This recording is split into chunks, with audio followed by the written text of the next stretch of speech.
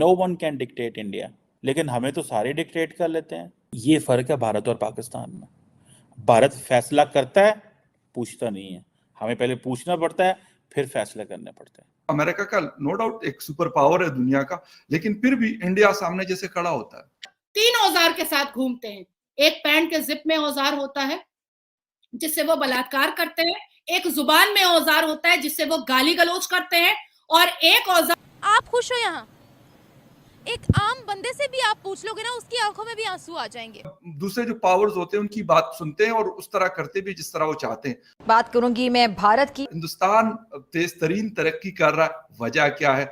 दोस्तों, ऐसे लगता है कि पाकिस्तान को जब जिसका दिल करता है वो डिक्टेट कर लेता है। कभी हमें सऊदी अरब कह देता है, कभी ईरान कह देता था, कभी हमें अमेरिका कह देता है कि ये ना करो। ताल्लुक तो वही है जो इंडिया और अमेरिका का। पाकिस्तान और अमेरिका का क्या ताल्लुक है? इंडिया और अमेरिका के ताल्लुक में ये है कि आप रशिया से S-400 लेंगे तो अमेरिकन कुछ भी नहीं कहेंगे।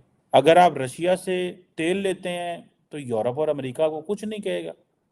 हाँ, अगर पाकिस्तान लेगा तो मसला होगा। अगर भारत जो है उसको कोई मुल्क डिक्टेट नहीं कर सकता। जब मर्जी जिसका दिल करता है इंडियन अमेरिकन एम्बेसडर को समन कर लेते हैं भाई। वो no one can dictate India, लेकिन हमें तो सारे डिक्टेट कर लेते हैं। ये फर्क है भारत और पाकिस्तान में। भारत फैसला करता है, पूछता नहीं है। हमें पहले पूछना पड़ता है, फिर फैसले करने पड़ते हैं। हम नहीं कर सकते फैसला। हम फैसला करेंगे तो हम मारे जाएंगे। भारत फैसला करके बताता है दुनिया को। हमें फैसला करने से पहले दुनिया से पूछना पड़ता है कि पायना कर लो ये बी लाइक इंडिया। अमेरिकी कांग्रेस ने कानून बना दिया।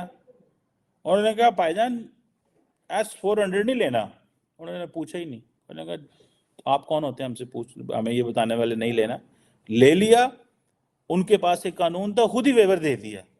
इंडियंस ने पूछा भी नहीं वेवर दें। जो भी तरक्की की है उन्होंने अपने आप को बचा के रखा और फोकस उन्होंने इकॉनमी पे रखा, जिसकी वजह से उन्होंने तरक्की की है। दूसरी बात भी है कि जो भारत की तरक्की है वो भी अल्टीमेटली वेस्टर्न जो पावर्स हैं उनको पसंद नहीं है कि ये इतनी स्पीड पे तरक्की करके आगे जाए और कैचअप न करें। मैं बताना ये चाहूंगा कि भारत इस वक्त 8.4% पे है, अमेरिका की इकॉनमी 2.1% पे है। लेकिन इंडियन पॉलिसी बड़ी क्लियर है इस हवाले से, और उसके मुकाबले में जब हम पाकिस्तान को देखते हैं तो पाकिस्तान जैसे मतलब बहुत दफा ऐसा हुआ है कि फिसल जाता है, या जो भी हम कहते हैं हमारी पॉलिसी ऐसी होगी कि हम दूसरे जो पावर्स होते हैं उनकी बात सुनते हैं और उस तरह करते भी जिस तरह वो चाहते हैं।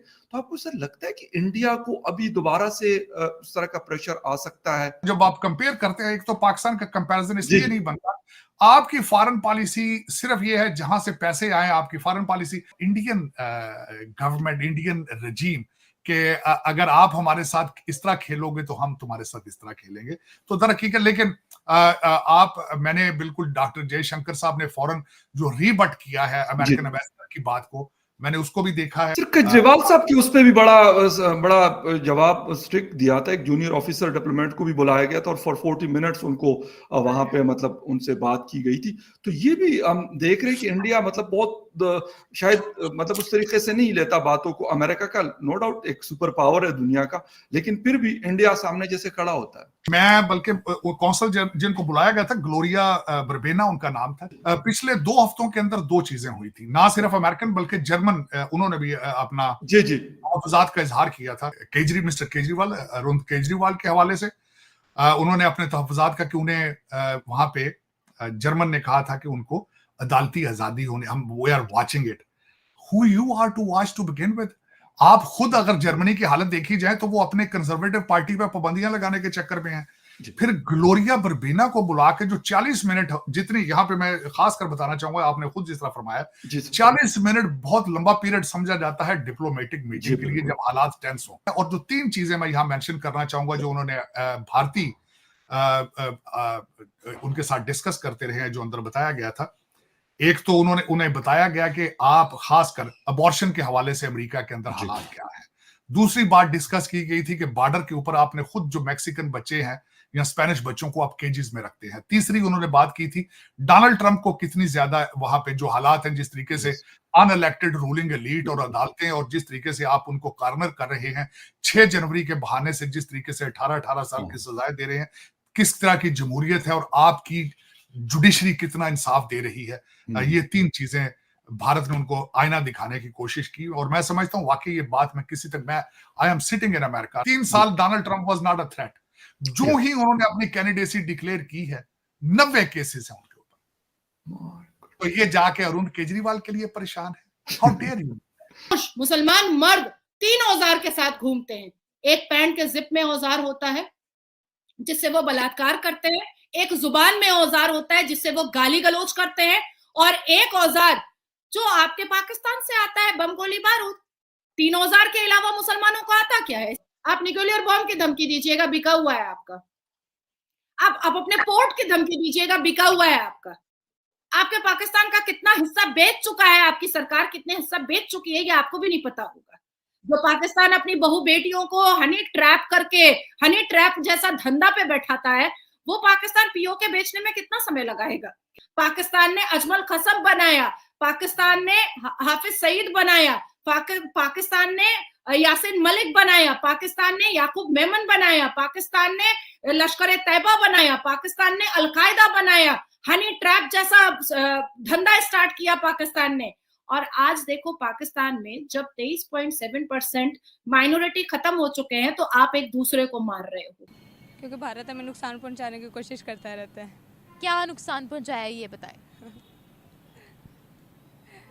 बस वो हो गई अभी तक कितना पाकिस्तान उन्होंने तबाह किया है क्या किया उन्होंने ये बता दें जंगें हुई हैं हमारी उनके जंगें स्टार्ट हमने की थी